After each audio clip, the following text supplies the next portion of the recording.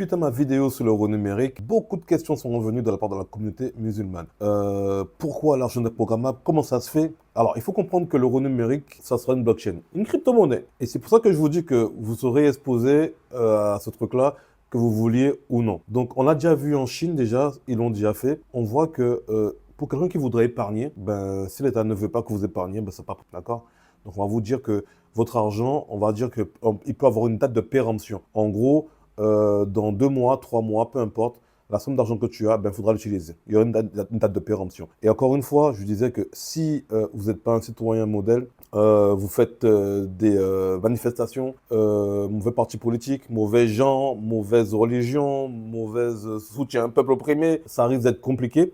Et on pourra venir vous prélever directement sur votre compte. Et on voit ça dans notre pays déjà. Déjà, directement, quand on fait une infraction, c'est pris directement sur le compte bancaire. Donc là, il n'y a pas de sanction directe. On l'a vu au Canada pendant le Covid, ils l'ont fait. Ils ont coupé les vivres. Donc, tous ceux qui sont dans certaines fonctions publiques avec certaines obligations, ben, ils vont être pénalisés. Peut-être à petite échelle au départ et après jusqu'à ben, qui cèdent. D'accord? Donc, c'est un énorme moyen de pression. Même si on vous le dit, on vous le dit pas, mais c'est une réalité. C'est une blockchain. On peut tout programmer, on peut tout faire.